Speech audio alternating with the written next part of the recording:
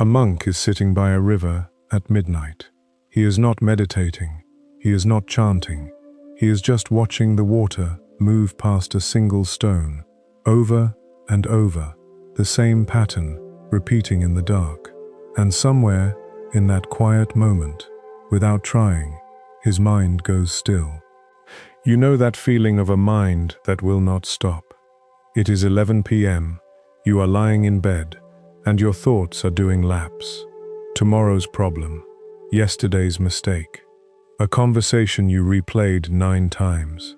You are exhausted, but your head will not let you rest. Tonight, I want to hand you 8 small stories. Not lectures, not rules, just stories. The kind that have been passed quietly from teacher to student for centuries. Because they do something logic cannot do. They slip past the thinking mind and speak directly to the tired one underneath it. Here is the truth almost nobody says out loud. Overthinking is not a thinking problem. You have been told your whole life that if you just think harder, plan more, analyze deeper, you will finally find peace. But thinking has never once solved overthinking. You cannot outthink a mind that is spinning. You can only give it something else to hold. That is what these stories are for. The cup that was already full. A university professor once traveled far to meet an old teacher, wanting to learn about presence and stillness. It had taken him weeks to arrange the trip. He had read books, taken notes, prepared questions he was proud of. He walked into that small room, already believing he understood most of what the teacher was about to say, because in his mind, he had already studied the subject from every angle a person could study it from. He sat down across from the old man, with his back straight and his questions ready, the way a person sits when they are waiting for their turn to speak, rather than actually listening. The teacher did not ask him a single question. He simply reached for a teapot and a cup and began to pour. The professor watched, polite at first, expecting the old man to stop once the cup was full. But he did not stop. The tea rose to the rim, spilled over the edge, ran down the side of the cup, pooled onto the small wooden table, and began dripping onto the floor. Still the teacher kept pouring, calm as ever, as if nothing unusual was happening at all. The professor's patience finally broke. He said, "Stop, it's full. Can't you see? No more will go in." The teacher set the teapot down gently and looked at him without any anger in his face. He said, "Like this cup, you are full of your own thoughts and opinions. You arrived already certain, already finished, already so sure of what you know. How can I show you anything new when there is no room left inside you to receive it? First, you must empty your cup. This is the first layer of the teaching, and it might be the hardest one to actually feel, even though it sounds simple when you hear it. We are taught our whole lives that more is better. More information, more analysis, more preparation. We believe that if we just think about a problem long enough, hard enough, from enough different directions, eventually the answer will appear and the noise in our head will quiet down. So we keep pouring. We keep adding thoughts on top of thoughts, opinions on top of opinions, worries stacked on worries, convinced that somewhere in that growing pile is the one thought that will finally fix everything. But a mind that is already full cannot receive anything new. It can only spill. That is exactly what is happening to you most nights when sleep will not come. You are not lying there empty, waiting quietly for rest. You are lying there overflowing, and instead of noticing the mess, you keep pouring more into it, hoping this next thought, this next plan, this next replay of the conversation will be the one that finally settles things. It never is. It was never going to be. The cup was already full before you even started pouring tonight. Overthinking is rarely about missing information. Most of the time, by the time you're lying awake at midnight, You already know everything you need to know about the situation. You know what was said. You know what you're afraid of. You know, somewhere underneath all the noise, roughly what you would tell a friend, in your exact position. The problem was never a lack of thinking. The problem is that there has been so much thinking, stacked hour after hour, day after day, that there is no longer any space for stillness to enter and do its quiet work. Think about what actually happens when a cup is full and you keep pouring. The tea does not disappear. It does not get absorbed into the cup and somehow help it hold more. It simply spills, wasted, making a mess of the table, the floor, everything around it. This is what your unfinished thoughts do at 1 a.m. They do not solve anything by continuing. They just spill outward and soak into your sleep, your mood, your body, leaving a mess you'll have to clean up in the morning, tired and foggy, no closer to any answer than you were the night before. So what does it actually mean to empty your cup? It does not mean forcing your mind to go blank, which almost never works, and usually makes things worse, because trying not to think about something is still thinking about it. Emptying the cup means something gentler than that. It means noticing, without judgment, that you are full right now. It means saying to yourself, quietly, I have already thought about this enough for tonight. Whatever answer exists, it will not be found by pouring in one more thought on top of everything already spilling over.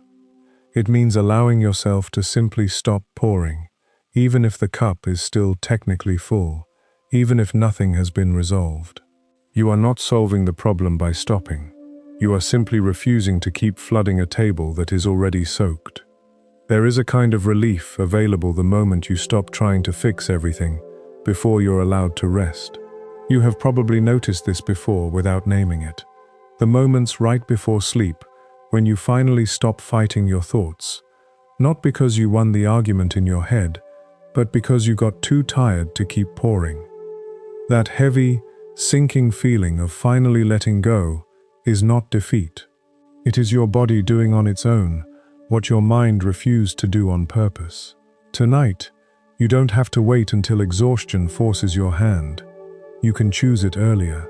You can notice the cup is already full and simply set the teapot down. Picture that old teacher's calm face as he poured. He was not trying to be strange or cruel. He was showing the professor something that cannot be explained in words alone, only demonstrated. Sometimes, the most helpful thing another person can do for you is not answer your question, but show you that the question itself is being asked from a place that is already too full to hear the answer. You do not need one more piece of advice tonight. You do not need one more angle on the problem, one more thing to consider, one more version of the conversation replayed with a better response. You need space. You need the willingness to stop pouring, even while things remain unresolved, and trust that the unresolved will still be there tomorrow, waiting for you, with a little more room in your cup to actually receive whatever comes next. Before you move to the next story, just notice, honestly, how full your own cup feels right now. Not judging it, not trying to empty it by force, just noticing. Sometimes that single moment of noticing is the first small space that begins to open. There is another detail in this story worth sitting with, and it is the fact that the professor came prepared. He did not walk in careless or lazy. He walked in having studied, having thought things through, having built a whole structure of understanding before he ever sat down across from the teacher. In many parts of life, that kind of preparation is exactly what you want. But here, in this particular room, all that preparation became the very thing standing in his way. This is worth noticing in your own life too.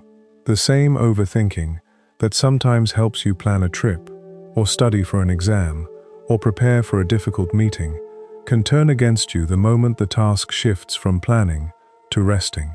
The mind does not always know the difference between a moment that calls for more thought and a moment that calls for none. It keeps applying the same tool, pouring more tea, long after the cup has already overflowed and the table is already soaked. Think, too, about how the teacher never once raised his voice, never scolded the professor for arriving so full of himself, never made him feel foolish for needing the lesson at all. He simply poured until the truth became obvious, without a single word of explanation. There is a gentleness in that worth borrowing for yourself tonight. You do not need to be harsh with your own overflowing mind, calling yourself weak or foolish for still being awake, still spinning, still unable to let the cup rest. You can notice the mess without shaming yourself for having made it. The professor was not punished for his full cup. He was simply shown it, clearly, so he could choose for himself what to do next.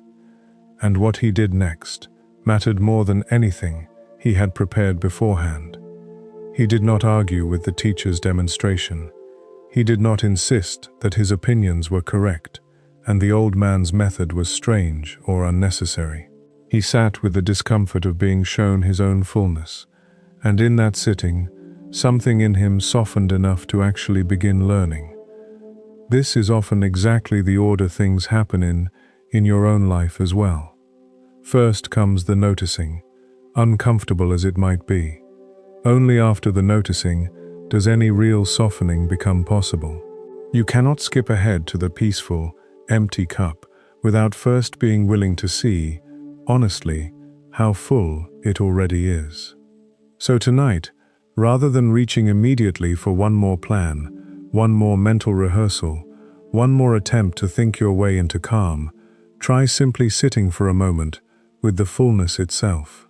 Let the tea sit there, spilled and unresolved, without rushing to mop it up with more thinking.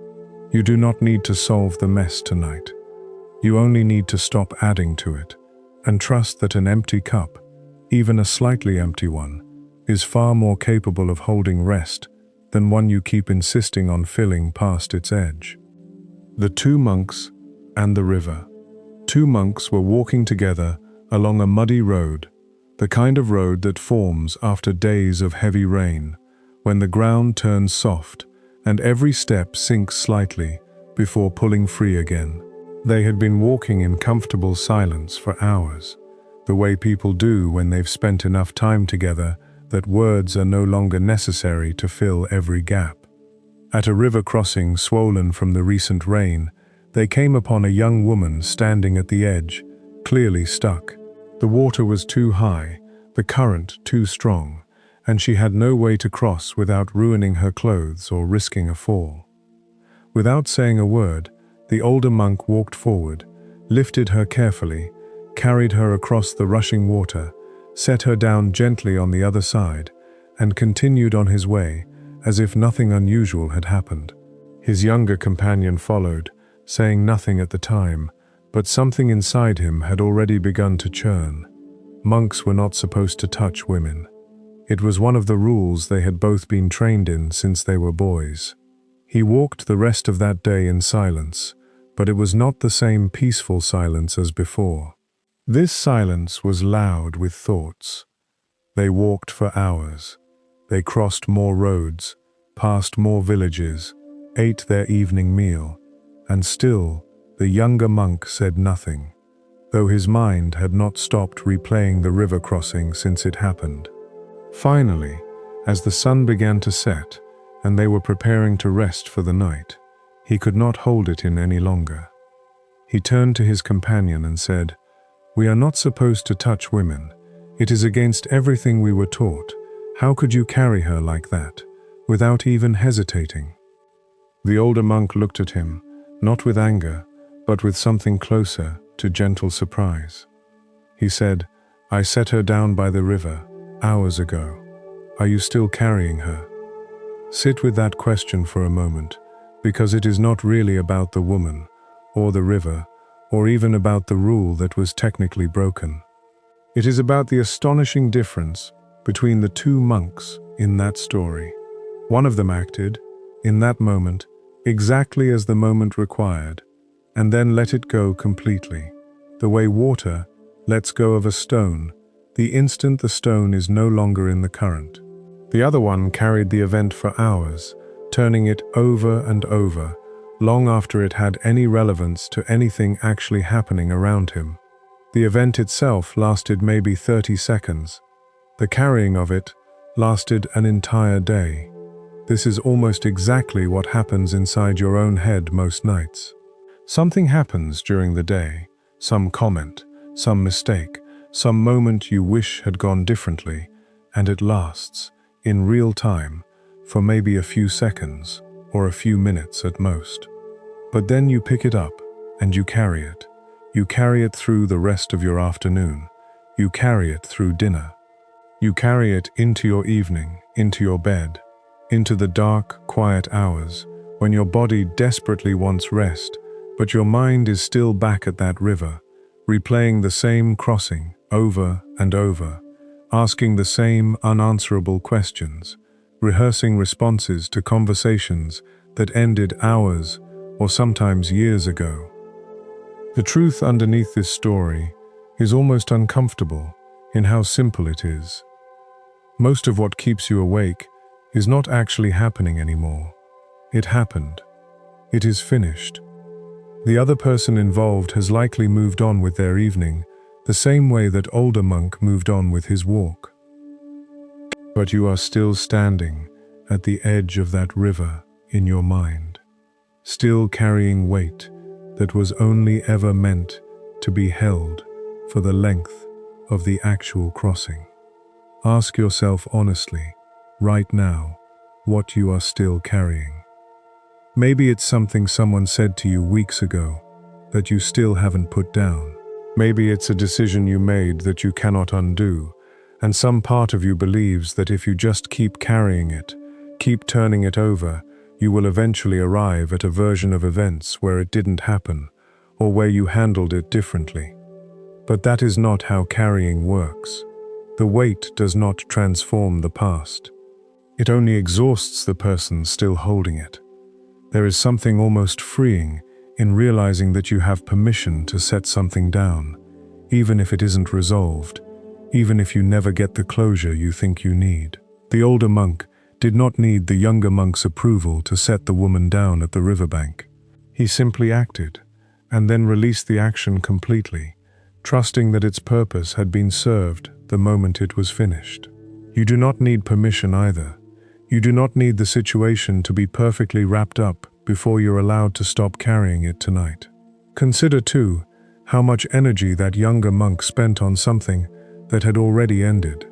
He was tired from walking all day, the same as his companion, but he carried an invisible weight on top of that physical tiredness, a weight made entirely of thought, replay, and judgment about something that could not be changed anymore, no matter how many times he turned it over.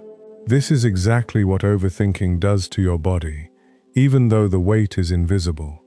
You wake up tired, not because the day was necessarily so demanding, but because you spent your evening hours carrying things that had already reached the other side of the river hours before. Tonight, try something simple. Picture whatever it is you're still holding on to. Picture it clearly, honestly, without pushing it away. And then picture yourself, like that older monk, setting it down gently at the edge of the water, and simply continuing to walk. You do not have to forget it. You do not have to pretend it didn't matter. You only have to notice that you have been carrying it far longer than the moment itself ever required, and that carrying it further tonight will not change what already happened. It will only make tomorrow heavier than it needs to be.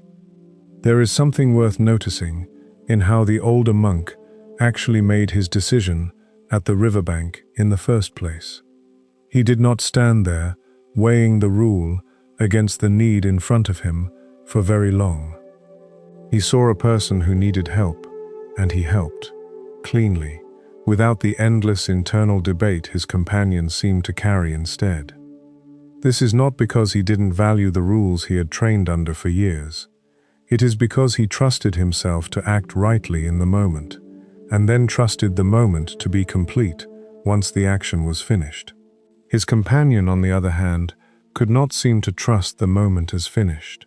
He needed to keep checking it, questioning it, turning it over to make sure it had truly happened the way he remembered, as if enough replaying might somehow reveal a different version of events. This need to keep checking, to keep replaying, often comes from a quiet fear that if we stop thinking about something, we might be missing some important lesson buried inside it, some correction we still need to make, some understanding we haven't fully extracted yet. But notice how little that constant replaying actually taught the younger monk. By the end of the day, he did not understand the situation any better than he had in the first few seconds after it happened.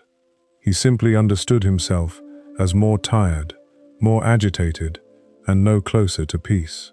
The replaying was never actually teaching him anything new. It was simply exhausting him in place, the same way pacing back and forth in a small room does not get you anywhere, no matter how many miles your legs might feel like they've covered by the end of it. Consider how different your own evenings might feel if you trusted your past actions the way that older monk trusted his. Not blind trust, not refusing ever to reflect or learn from mistakes, but the kind of trust that allows a completed moment to actually stay completed once it's finished, rather than being dragged back out every few hours to be examined again from a slightly different angle. Most of what you did today, said today, decided today, was probably handled with about as much care and honesty as you were capable of in that exact moment, given what you knew and how you felt at the time. That is usually enough. It does not need to be perfect to be finished.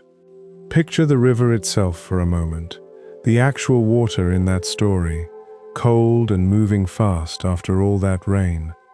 Water never holds onto anything for very long.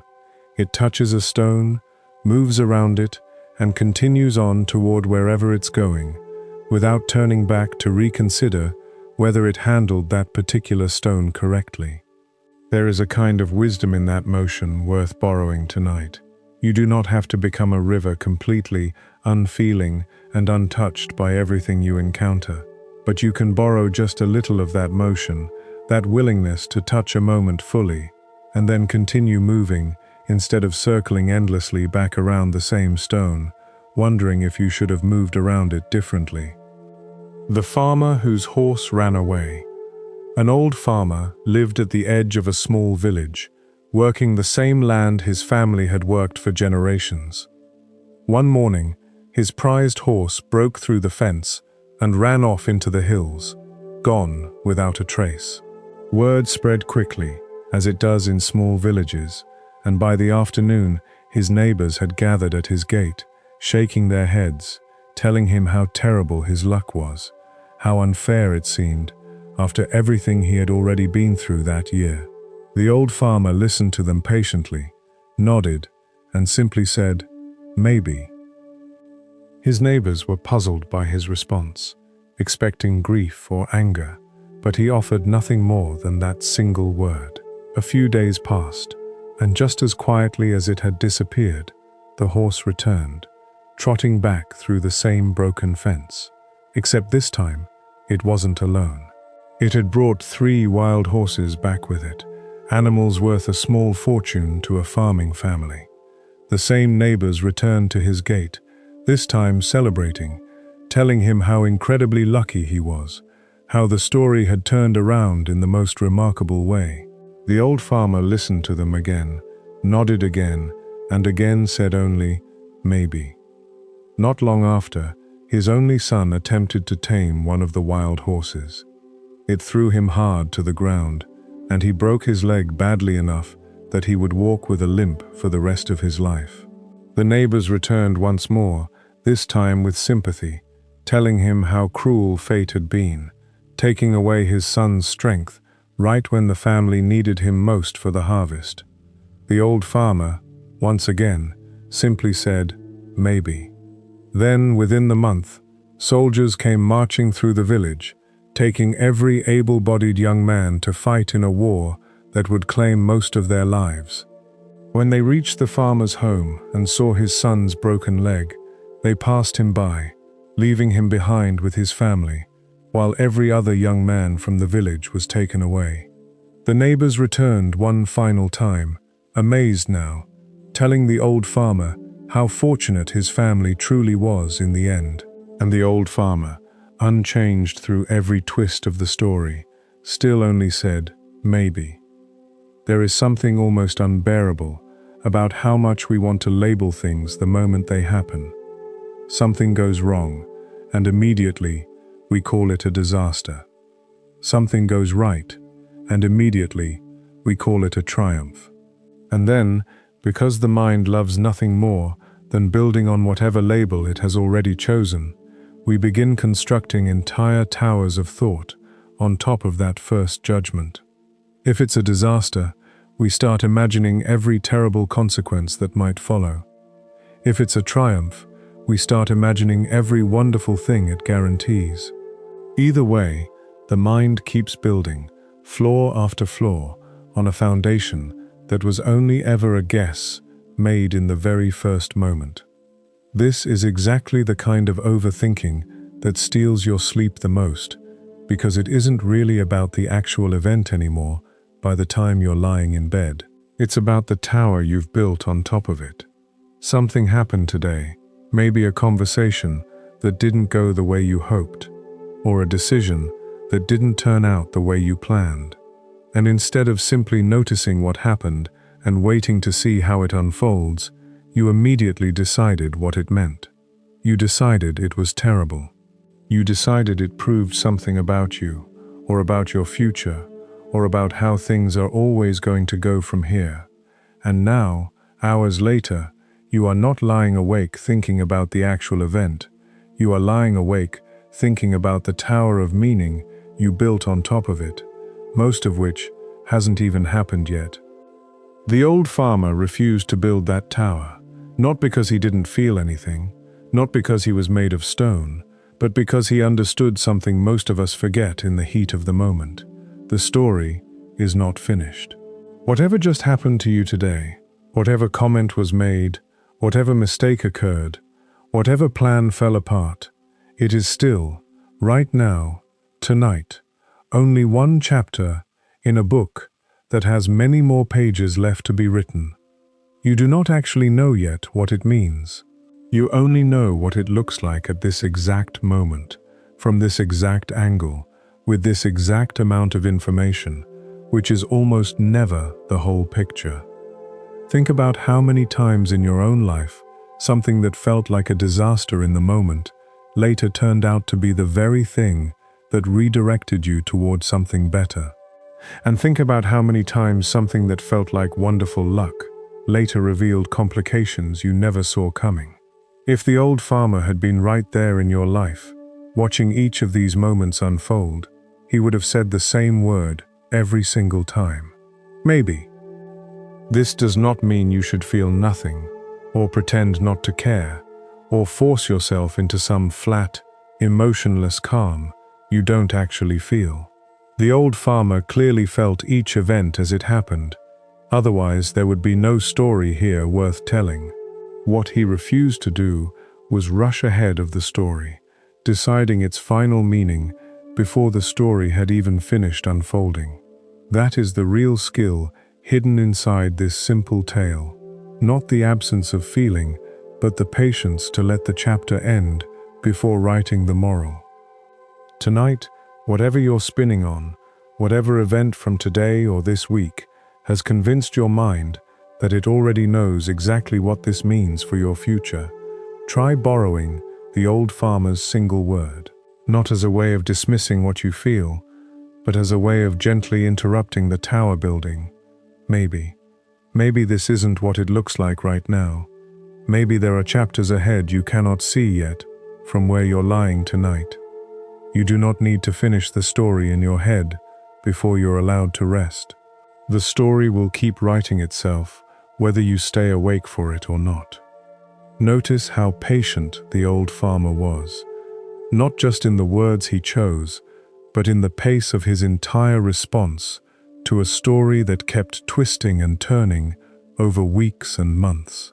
He did not rush to celebrate too loudly when the horses returned, and he did not collapse into despair when his son's leg was broken. He seemed to understand, on some deep and settled level, that any single moment, examined too closely and too soon, will almost always give you the wrong impression of the whole. This is very different from being passive or unfeeling. It is closer to a kind of patient trust, the trust that the full shape of something can only be seen once. Enough time has passed to reveal it honestly. Your overthinking mind, especially late at night, hates this kind of patience. It wants resolution now. It wants to know now whether the mistake you made today will haunt you, whether the decision you're facing will turn out to be the right one, whether the difficult conversation from this afternoon has damaged something important beyond repair. But wanting to know now does not actually make the answer arrive any faster. It only keeps you awake, straining toward a certainty that simply is not available yet, no matter how many hours you spend trying to force it into view. Think about how many towers you have built in your own life on top of a single moment, only to watch, months or years later, the entire structure collapse because the original event turned out to mean something completely different than you assumed at the time. A rejection that felt devastating became the reason you found something better. A friendship that ended painfully made space for people who understood you more fully. A mistake you were sure would define you quietly became something you barely remember mentioning a year later. None of this means every difficult thing eventually turns out fine. It simply means you have already lived through enough of these twists to know, from direct experience, that your immediate judgment of an event is not the same as its final meaning. There is also something worth noticing in how little control the old farmer actually had over any of it. He did not cause the horse to run away, and he did not cause it to return with company. He did not cause his son's fall, and he did not cause the army to pass over his broken-legged son. Almost everything that happened in this story happened to him, not because of him, and yet his peace was never dependent on controlling any of it. His peace came from his relationship to the unfolding story, not from his ability to direct where it went. This might be the most useful part of this whole teaching for a mind that spends its nights trying to control outcomes it was never actually in charge of to begin with. Tonight, if your mind keeps insisting on knowing how something will turn out before it's willing to let you rest, try gently reminding it that certainty was never actually required for sleep to be possible. The old farmer slept just fine on the night his horse ran away, and on the night it came back with 3 more, and on the night his son's leg was broken, because he had made peace with not knowing, long before any of those nights arrived. That peace is available to you too, not because you can see the ending any more clearly than he could, but because you too can simply say, maybe, and let the rest of the story write itself without your permission being required first. The path with no map. A young traveler, restless and eager, once made his way up a winding mountain trail to find an old teacher known throughout the region for his wisdom. He had heard stories about this teacher for years, and he had finally saved enough, walked far enough, and worked up enough courage to ask the one question that had been circling inside him for as long as he could remember.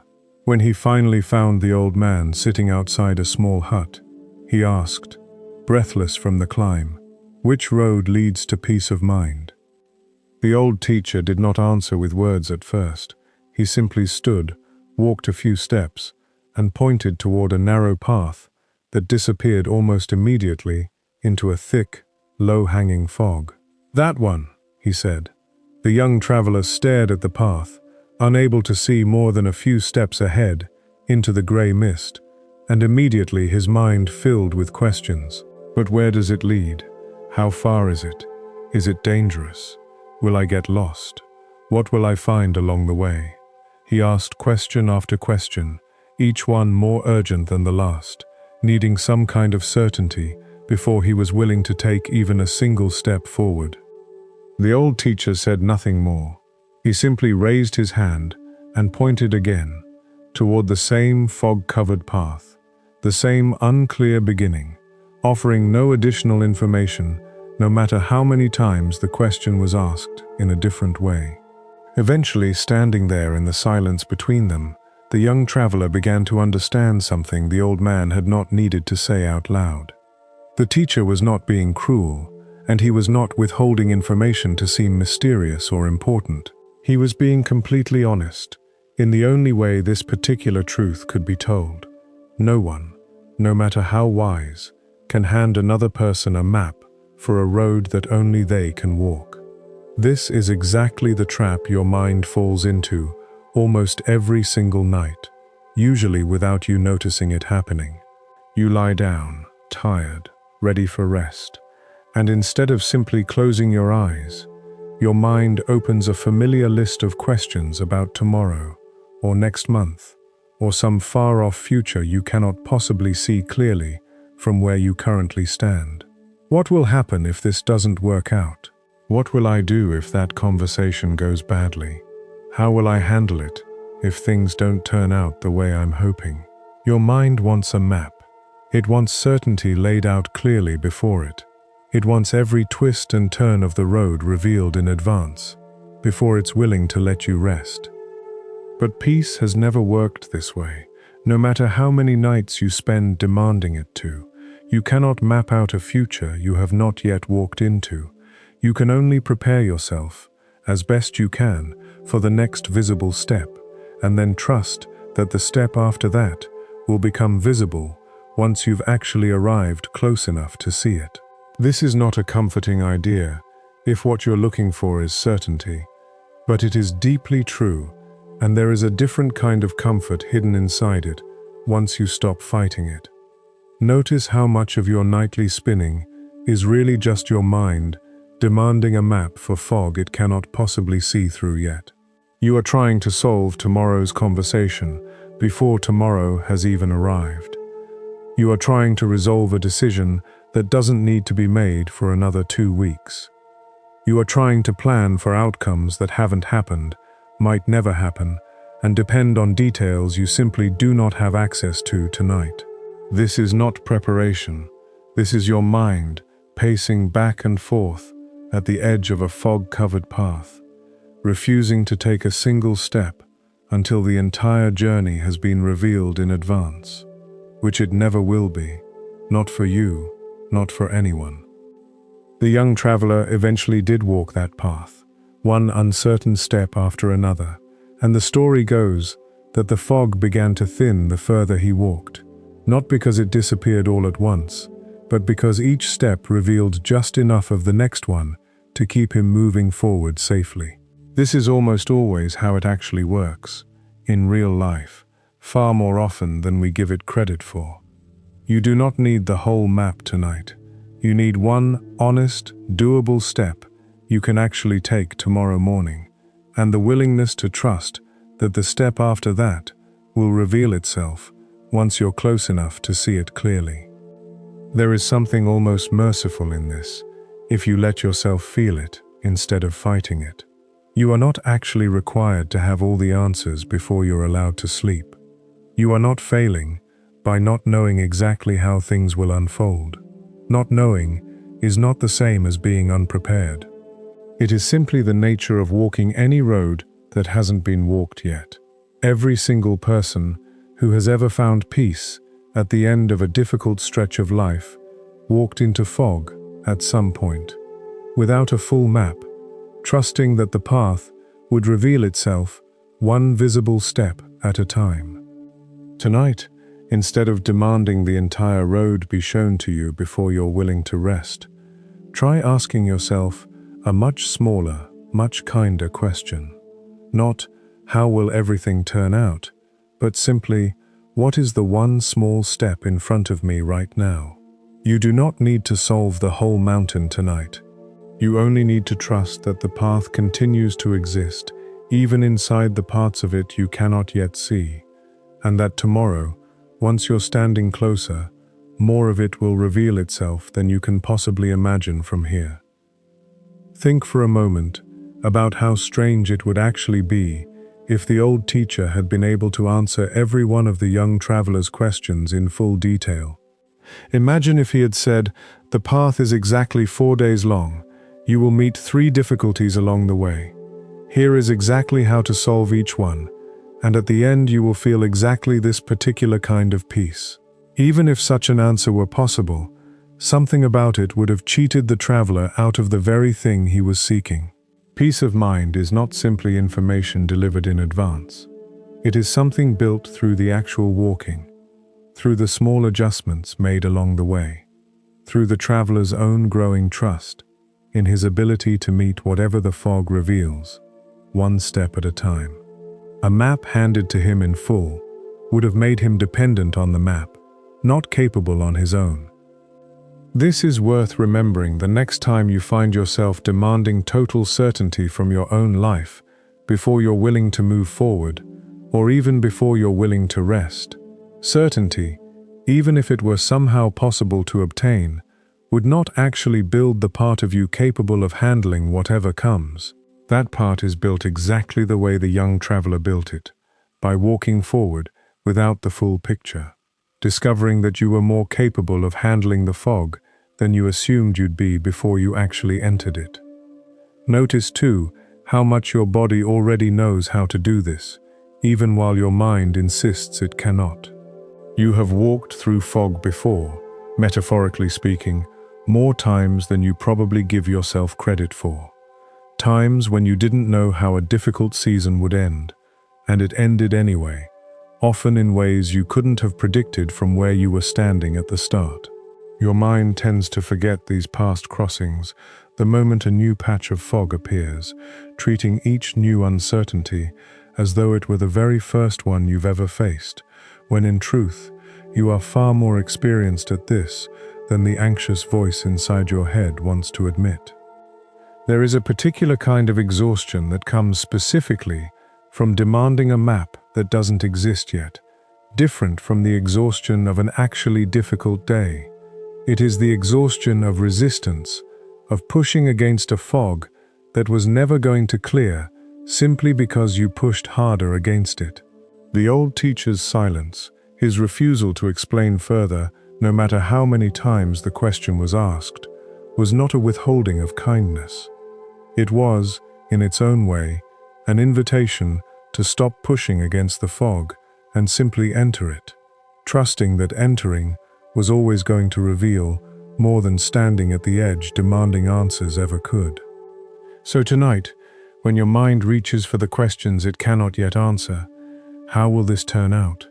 What will I do if this happens? How far does this uncertain road actually go? Try setting those particular questions down gently, the way you might set down a bag too heavy to carry any further tonight. You do not need to carry them all the way to sleep. They will still be there in the morning, along with a little more visibility than you have access to right now, closer to the next bend in the path, closer to the part of the fog that is actually yours to walk through when the time comes. The broken bowl. A tea master owned a bowl that had belonged to his family for several generations, passed down carefully from hand to hand, each new owner treating it with the same quiet reverence as the one before. It wasn't the most expensive object he owned, but it held something money could never replace, a kind of history you could feel in your hands every time you lifted it. One ordinary afternoon, while preparing tea the way he had thousands of times before, it slipped from his fingers, hit the stone floor, and shattered into several jagged pieces. He was devastated, in a way that surprised even himself. He gathered the broken pieces quickly, almost desperately, and hid them away in a drawer, ashamed at the thought of anyone seeing what he had done, ashamed of the crack running through something that was supposed to have been protected under his care. For days he avoided looking at the drawer entirely, carrying a quiet heaviness with him wherever he went, replaying the moment it slipped, wishing over and over that he could rewind those few seconds and catch it before it hit the ground. A close friend eventually noticed something was wrong and gently asked what was troubling him. Reluctantly, he opened the drawer and showed her the broken pieces, expecting sympathy or perhaps quiet disappointment. Instead, she picked up the shattered bowl carefully, turned it over in her hands, and told him she knew of a way to repair it, though the repair would not hide what had happened. She took the pieces, mixed a special lacquer with gold dust, and carefully rejoined every crack, every fracture, every broken edge, until the bowl was whole again. But now the cracks were not hidden beneath a seamless surface. They ran across the bowl in thin, glowing lines of gold, catching the light in a way the original, unbroken bowl never had. When she handed it back to him, he almost didn't recognize it as the same object. It was more beautiful now than it had ever been before it broke. Not despite the damage, but because of exactly how the damage had been handled. The cracks weren't hidden anymore. They had become the most striking part of the entire bowl, the part your eyes were drawn to first, catching light no plain, unbroken surface could ever catch in quite the same way. You are very likely doing to yourself, right now, tonight, exactly what that tea master did with his broken bowl in those first difficult days. You made a mistake, said something you regret, handled a moment poorly, or broke something you cannot fully repair. And instead of allowing it to simply exist as part of your story, you have hidden it away in a drawer somewhere inside yourself, ashamed, replaying it over and over in the dark, wishing desperately that you could rewind the moment and catch it before it happened. This replaying does not fix anything. It only keeps you standing in front of that drawer, night after night, refusing to let anyone, including yourself, see what actually happened. Overthinking, especially the kind that happens late at night when everything else has gone quiet, is very often shame wearing the disguise of problem solving. You tell yourself you're still turning it over because you're trying to figure out how to fix it, how to make it right, how to prevent it from happening again. But if you're honest with yourself, most of that replaying stopped being useful hours ago. You are no longer solving anything. You are simply punishing yourself in a loop, running the same painful scene over and over, as if enough repetition might somehow undo what already happened. The bowl did not become beautiful again by hiding its cracks. It became beautiful again by having them acknowledged, honored, even highlighted, rather than buried in a drawer out of shame. This does not mean your mistakes don't matter, or that you shouldn't take responsibility for them, or that everything broken should simply be waved away as fine. It means something quieter and more honest than that. It means the broken parts of your story do not need to be hidden in order for you to be whole again. Sometimes they become the very thing that makes the rest of you more real, more human, more capable of understanding other people who are also carrying their own hidden cracks. Think about the specific thing keeping you awake tonight, the mistake you keep replaying, the moment you wish had gone differently. Notice how much energy you have spent trying to hide it, even just from yourself, treating it like something shameful that must be kept in a drawer, rather than something that simply happened and is now part of the larger shape of who you are becoming. What would it feel like to stop hiding it for even one night? Not to excuse it, not to pretend it didn't matter, but simply to stop treating it like a secret that needs to be buried in darkness. The gold in that bowl did not appear by accident. It took someone willing to look directly at the damage, without flinching, and decide it was worth repairing rather than hiding. You are allowed to be your own version of that friend tonight. You are allowed to look directly at whatever cracked today. without immediately reaching for the drawer, and simply let it be part of the pattern, rather than something requiring constant, exhausting concealment. The parts of you that feel most broken right now may not need to be erased. They may simply need the kind of honest attention that eventually turns cracks into something closer to gold. Consider how long the tea master avoided that drawer, how many days he walked past it, carrying a weight he refused to name out loud, even to the people closest to him. This is often exactly what shame does to a person, long before any actual repair becomes possible. It does not just hide the broken object, it isolates the person carrying it, convincing them that the damage is too embarrassing, too personal, too unlike anyone else's experience to be shared with another living soul. And so the drawer stays shut, the shame grows heavier in the silence, and the actual repair that could have happened days earlier gets delayed simply because no one else was ever given the chance to help carry it. There is real courage in what happened next in that story, courage that is easy to skip past because the friend's response seems so calm and simple on the surface. It took courage for the tea master to open that drawer at all, to let someone else see the exact thing he had been most ashamed of. And it took a particular kind of wisdom from his friend not to react with pity, or shock, or exaggerated sympathy, but to simply see an opportunity where he had only been able to see ruin. Sometimes the people around you can see possibilities in your broken places, that you are too close to the damage to notice yourself, which is part of why keeping everything hidden in a drawer, even from yourself, tends to keep you stuck longer than necessary.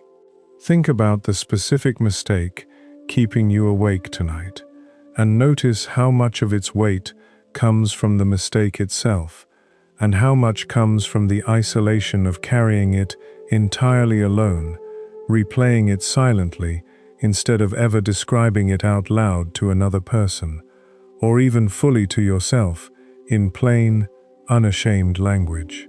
Shame grows enormous in silence and darkness. It tends to shrink, even just slightly, the moment it's spoken honestly, the way that broken bowl only became gold once it was taken out of hiding and handled directly, rather than avoided. There is also something worth noticing about the shape of the repair itself.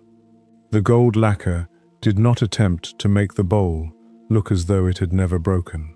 It did not pretend the crack wasn't there. It filled the crack precisely, following its exact shape, honoring the specific break rather than smoothing over the whole surface into some generic, unblemished shine. Your own healing, whatever shape it eventually takes, is unlikely to erase what happened either. It is far more likely to follow the exact shape of your particular crack, honoring it rather than pretending it was never there, becoming something that fits you specifically, rather than a generic version of being fine. Tonight, if you are lying awake with some version of that broken bowl sitting quietly in a drawer inside you, consider this small question before you fall asleep. Not, how do I undo what happened, because that was never actually available to you, then or now, but simply, what would it look like to stop hiding this particular crack, even just from yourself, even just for tonight? You do not need the gold lacquer ready yet. You only need to open the drawer far enough to see clearly what's actually there, which is almost always smaller and far more forgivable than the shame surrounding it has led you to believe. The student who wanted to fly ahead. A young monk had been walking alongside his teacher for many months, learning the slow, patient rhythms of a life devoted to stillness and understanding. But patience did not come naturally to him. He wanted enlightenment now, understanding now, the deep, settled peace he had heard so much about, and he wanted it far sooner than the pace of his teacher's careful, unhurried walking seemed willing to deliver it. Every day on the road, he found himself growing frustrated, watching the old man move at the exact same steady pace, never rushing, never slowing, regardless of how far they still had to travel or how impatient his young student became. Unable to bear the slowness any longer, the young monk began running ahead on the path whenever frustration built up inside him, covering long stretches of ground in a burst of restless energy, only to stop, realize he had gotten too far ahead, and circle back to walk alongside his teacher again, just to feel the same frustration build once more within the hour. He did this again and again throughout the day, sprinting forward, circling back, sprinting forward once more, covering easily 3 or 4 times the actual distance his teacher walked, in a single steady line. By the time evening came and they stopped to make camp, the young monk was completely exhausted, his legs aching, his breath still catching in his chest from all that unnecessary running. The old teacher, who had walked the exact same steady pace from morning until night, without ever rushing or slowing, sat down calmly beside the fire, not the least bit tired, having covered the required distance with far less effort and far more ease than his restless student. This is almost exactly the shape of what your own mind does most nights, even while your body lies perfectly still in bed.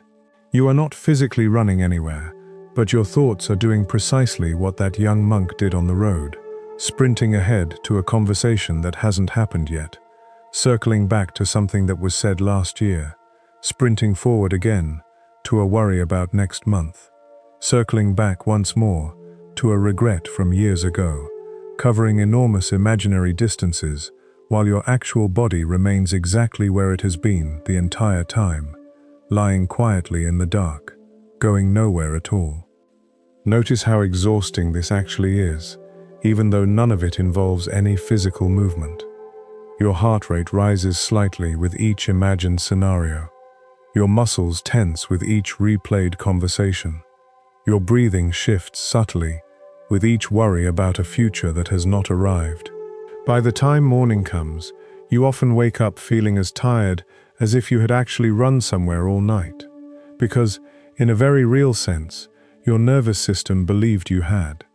It could not tell the difference between an imagined sprint and a real one.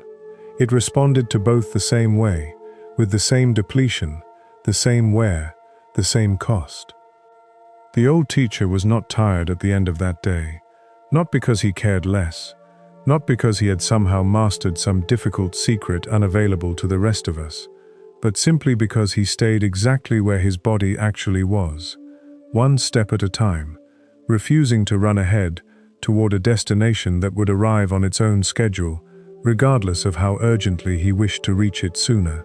He understood, somewhere deep and settled within himself, that the destination cannot actually be reached any faster by sprinting toward it in your mind, while your body remains stuck in the present moment. The road only moves at the pace your feet are actually walking it, no matter how much your mind insists on running ahead without them. This is the part that is genuinely difficult to accept, especially late at night, when your thoughts feel urgent and important and impossible to simply set aside. It feels, in the moment, like all that mental running is somehow productive, like sprinting ahead to next week's problem is helping you prepare for it, like circling back to last year's mistake is somehow still useful information you need to keep processing.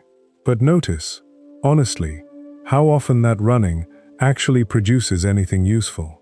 Notice how rarely the sprint ahead to tomorrow's difficult conversation actually improves how that conversation goes when it finally arrives. Notice how the circling back to an old regret has never once, in all the times you've done it, actually changed what happened. Peace was never waiting for you at the end of all that running. It was never something you could reach faster by covering more mental ground, by rehearsing more scenarios, by replaying more old moments in search of some different outcome. It was always available at exactly the pace of one honest step, right here, in whatever moment you're actually standing in. Whether that moment is walking down a real road or lying quietly in a dark room at the end of a long day.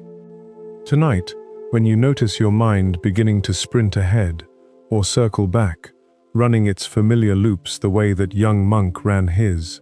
Try something different. Instead of chasing the thought further, try simply noticing where your body actually is right now. Notice the weight of the blanket. Notice the sound of your own breath. Notice that your feet, right now, in this exact moment, are not actually walking anywhere at all. They are resting. And your mind, as exhausting as its running may feel, is always allowed to stop sprinting and simply walk alongside you again, one slow, steady step at a time, the same unhurried way that old teacher walked the entire distance without ever once needing to run.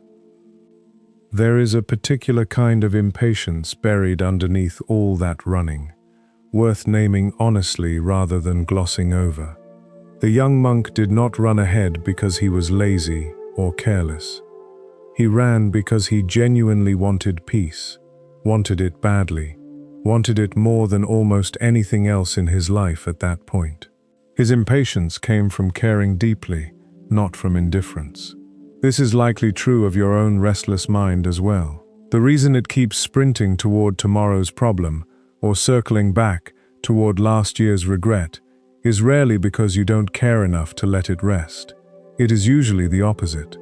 You care so much about getting things right, about being prepared, about understanding fully, that your mind mistakes constant motion for the only proof of how much that caring actually means. But notice what actually happened to the young monk's caring by the end of that exhausting day. It did not translate into a better outcome. It did not get him to the destination any sooner than his teacher, who arrived at exactly the same place, at exactly the same time, having covered a fraction of the distance and none of the exhaustion. The caring was real, but the running it produced was not actually in service of that caring. It was working against it, burning the very energy the young monk would need once he actually arrived somewhere important enough to require his full attention. This is worth sitting with honestly tonight. The sprinting your mind does toward tomorrow's difficult conversation does not actually prepare you for it any better than simply resting would. If anything, it leaves you more depleted, more frayed, less able to meet that conversation with the calm clarity it will actually require when it arrives. The circling back toward an old mistake does not extract any new understanding from it after the 100th replay that wasn't already available after the first 10. The running feels productive in the moment, urgent even, but its actual results rarely match the effort poured into it. Picture, if you can, what it might feel like to arrive at tomorrow the way that old teacher arrived at the evening campsite, steady, unhurried, having covered exactly the necessary distance without any wasted motion. This is not about caring less than you currently do.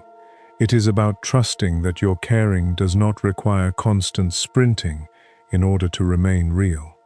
The teacher cared just as much about reaching their destination as his impatient student did.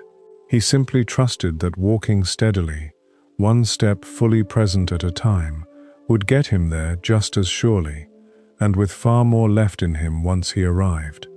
Tonight, if your mind starts running ahead again, you do not need to fight it harshly or scold yourself for caring too much. You can simply notice the running for what it is, an old habit built from genuine care that has slightly lost its way, and gently invite your attention back to the one step actually available to you right now, which is simply resting, right where your body already is.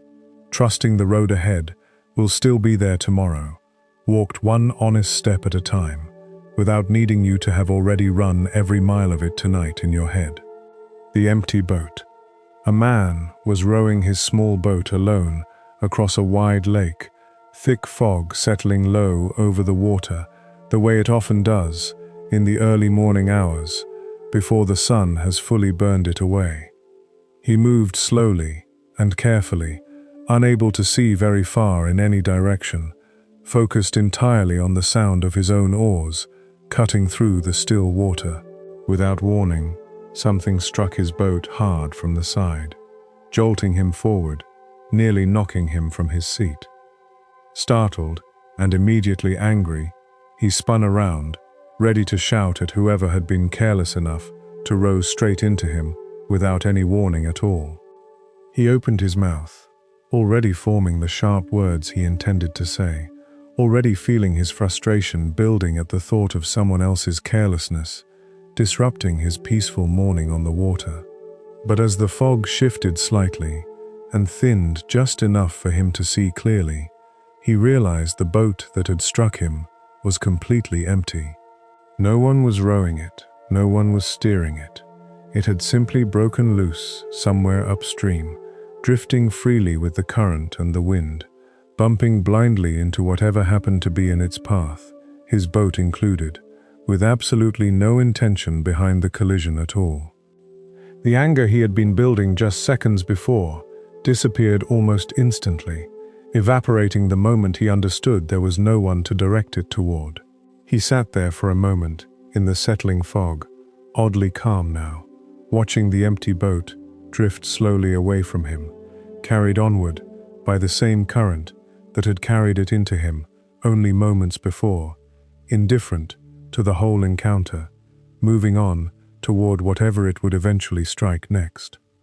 So much of what keeps your mind circling late at night follows this exact same shape, even though you rarely notice it happening in the moment.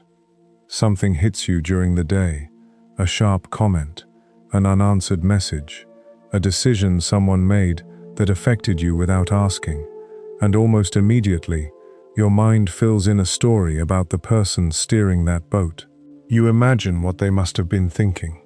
You imagine the intention behind it, the carelessness, sometimes even the cruelty you assume must have been there, driving the collision on purpose. And once that story is built, once you've decided there was someone deliberately steering toward you, the anger has somewhere to attach itself, and it holds on tightly, keeping you awake long after the actual collision has ended. But consider, honestly, how many of the boats that have struck you over the years were actually empty the whole time. How many sharp comments came not from deliberate cruelty, but from someone else's exhaustion, someone else's bad day, someone else's unrelated struggle, spilling outward without any thought of you at all. How many unanswered messages came not from disrespect, but from someone drowning in their own version of an overwhelming week. How many decisions that hurt you were never actually about you in the first place, but simply the wind and current of someone else's life, drifting blindly, striking whatever happened to be in its path, without any hand steering it there on purpose. This is not always true, of course. Sometimes there really is someone rowing that boat with full intention, and there are moments that genuinely call for a direct, honest response to real carelessness or real harm.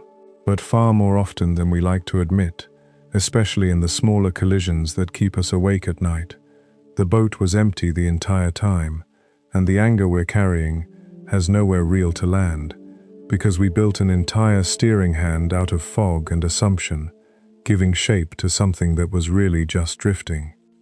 Notice what happens in your own body when you assume malice behind something that hurt you, compared to what happens when you consider it might have simply been an empty boat, carried by circumstances that had nothing to do with you at all. The sting of the collision might still be there either way, but the anger, the replaying, the imagined confrontations rehearsed over and over in the dark, those depend entirely on believing someone was steering toward you on purpose. Take away the hand on the oars, and the anger, more often than not, quietly begins to drift away on its own, the same way that man's frustration disappeared the instant he saw the empty boat clearly through the fog. Tonight, think about whatever collision from today or this week is still sitting heavy in your chest. Ask yourself, honestly and without immediately defending your first assumption, whether there was actually someone steering that boat toward you with intention, or whether it might have simply been empty, drifting on currents that had nothing to do with you, carried by someone else's storm, rather than aimed at your shore. You do not have to pretend the collision didn't happen or that it didn't hurt. You only have to consider, gently, that the anger you're still carrying might be attached to a hand that was never actually on the oars at all. Notice something important about the fog in this story, because it plays almost as large a role as the boat itself. The man could not see clearly at the moment of impact. He reacted first, forming his anger before he had any actual information about what had struck him. This is worth noticing in your own collisions as well. So often, the anger arrives before the understanding does, fully formed, ready to fire, built entirely out of assumption rather than fact. By the time the fog clears, if it clears at all, the anger has often already done its damage, keeping you tense, keeping you awake, keeping you replaying words you never actually said out loud to a person who may never have intended anything at all. Think about how differently that morning might have gone if the man had chosen to wait, even just a few seconds longer, before reacting, allowing the fog a moment to thin before deciding what the collision meant. This is not always possible in real time, of course. Some situations genuinely require an immediate response. But the collisions that keep you awake at night, hours or days after they happened, are rarely the ones that required an instant reaction. They are usually the ones you have plenty of time to reconsider, plenty of time to let the fog clear a little, plenty of time to ask yourself honestly whether you are responding to an actual steering hand or simply to your own quick assumption about one. There is also something worth noticing about how the man's entire physical experience shifted the moment his understanding changed. His anger, his tension, the sharp words already forming in his mouth, all of it dissolved almost instantly once he saw the empty boat clearly. Nothing about the actual collision changed. His side still ached from the impact. The jolt still happened exactly as it had. What changed was only the story he was telling himself about the intention behind it, and yet that single shift was enough to completely transform how the rest of his morning would unfold. This tells you something important about where the real weight of most collisions actually comes from. It is rarely the impact itself that keeps you up at night. It is the story about the hand you believe was steering it. Consider, too, how much gentler the world becomes once you start assuming, as a general practice, that most boats are empty most of the time. This does not mean becoming naive or refusing to hold people accountable when they genuinely do act with intention and carelessness. It means simply making room for the very real possibility that the sharp email, the short reply, the cancelled plan, the distracted conversation came from someone else's private storm rather than a hand deliberately aimed at hurting you. This single shift in assumption, practiced consistently, tends to lighten an enormous amount of the nightly replaying that keeps so many minds awake long after the actual collision has passed. Tonight, before you let this particular collision keep you awake any longer, try picturing the fog around it thinning, just slightly, the way it thinned for the man in his small boat. You may never know for certain whether the boat that struck you today was steered or empty. But you are allowed to choose, gently and without forcing it, to imagine it empty for tonight, drifting on currents that had nothing to do with you, and to let your body soften the same way his did the moment his anger no longer had anywhere left to attach itself. There is one more part of this story worth sitting with, and it is what the man did after the fog cleared and his anger dissolved. He did not chase the empty boat down to confirm his new understanding. He did not row after it, inspecting it further, needing extra proof that no one was really there. He simply let it drift on, watched it go, and returned to his own rowing, his own direction, his own morning. This matters because sometimes, even after we realize a collision was likely unintentional, we keep circling back anyway, not out of anger anymore, but out of a strange kind of curiosity, wanting to examine the empty boat a little longer, half hoping to find some hidden hand after all, some proof that our original story was right. Letting the boat drift on, fully, without one more inspection, is its own quiet skill, worth practicing the next time your mind wants to linger a little longer over something already understood to be harmless. Think too about how much lighter that man's arms probably felt as he continued rowing after the encounter, compared to how heavy they would have felt had he kept shouting into the fog at a boat that could not hear him and a person who was never there. Anger, even righteous anger, takes real physical energy to sustain. It tightens the shoulders, quickens the breath, keeps the whole body braced for a confrontation that, in this case, was never going to happen, no matter how long he waited for it. Releasing that anger the moment he understood the truth was not weakness, it was simply good sense, refusing to spend any more strength defending against an attack that had never actually been aimed at him in the first place. Consider applying this same lightness to your own night tonight. Whatever collision is still sitting in your chest, notice how much of your current heaviness comes from the actual impact, which likely lasted only a moment, and how much comes from the imagined hand you have been picturing on the oars ever since, whether or not that hand was ever really there. You are allowed to let your shoulders drop the same way that man's did, to loosen the grip you've been holding on a story that may have been built more out of fog than fact, and to return to your own rowing, your own direction, your own rest, without needing the empty boat's permission to do so. The sound of one bell.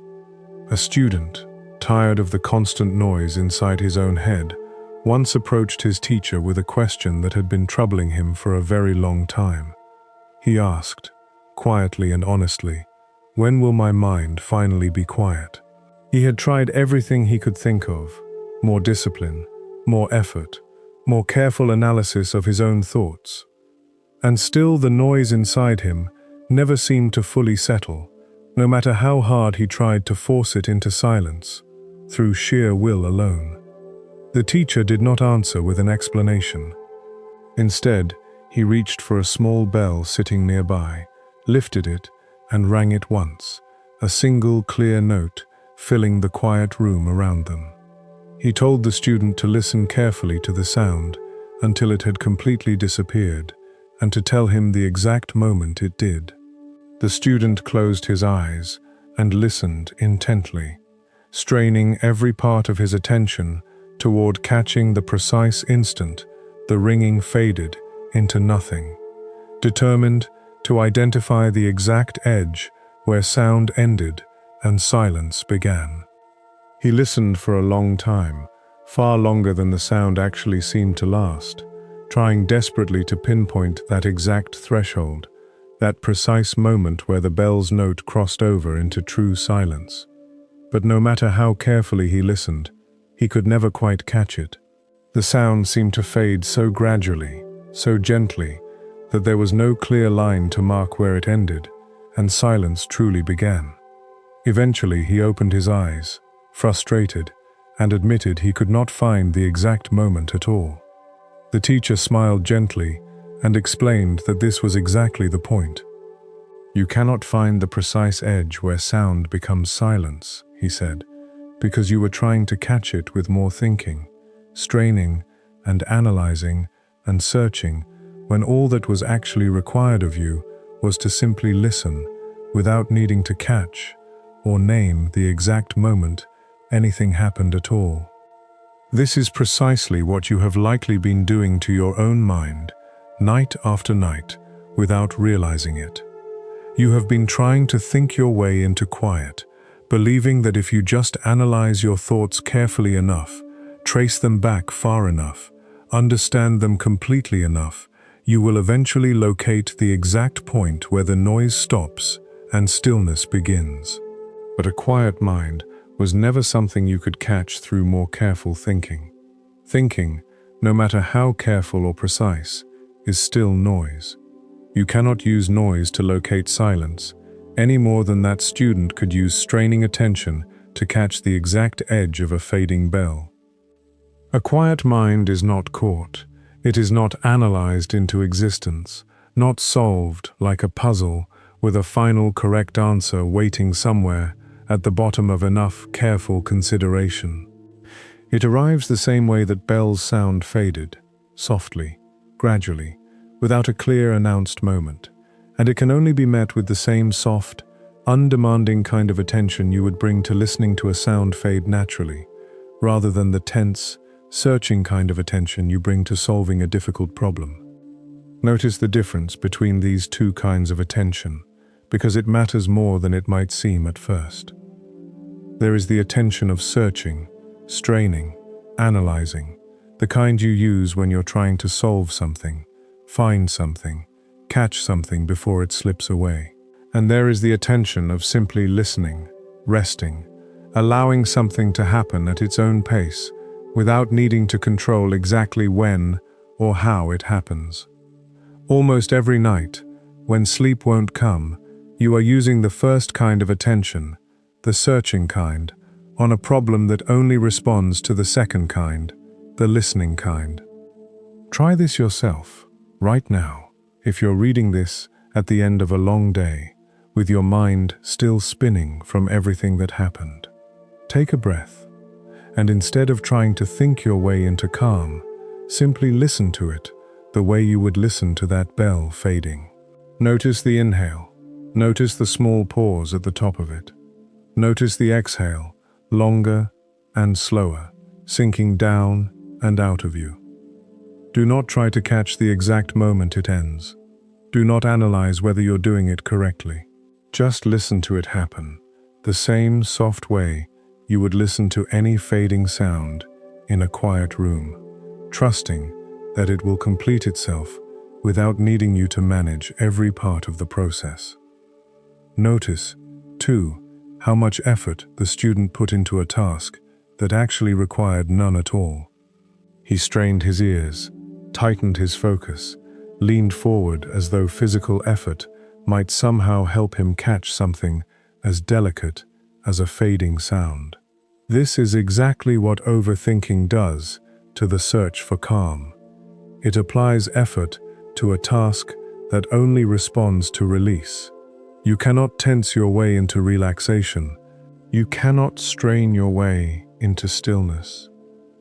And yet, this is precisely what so many of us do every single night, gripping our thoughts tighter, analyzing them more forcefully, as if enough mental effort might eventually force the mind into the very quiet that effort itself keeps pushing further away. There is something almost funny, in a gentle way, about how simple the teacher's actual lesson was, and how completely it could not be explained in words beforehand. If he had simply told the student, "Stop trying so hard," few students would have understood what that actually meant in practice. It had to be demonstrated, experienced directly, through the failed attempt to catch something that was never meant to be caught. This is often true of your own late-night efforts to think your way into peace as well.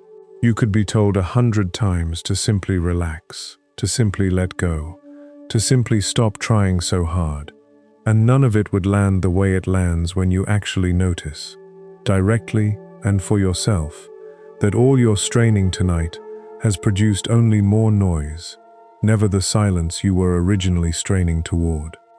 Consider what it might mean to bring this same soft, listening attention to your thoughts themselves, rather than only to your breath.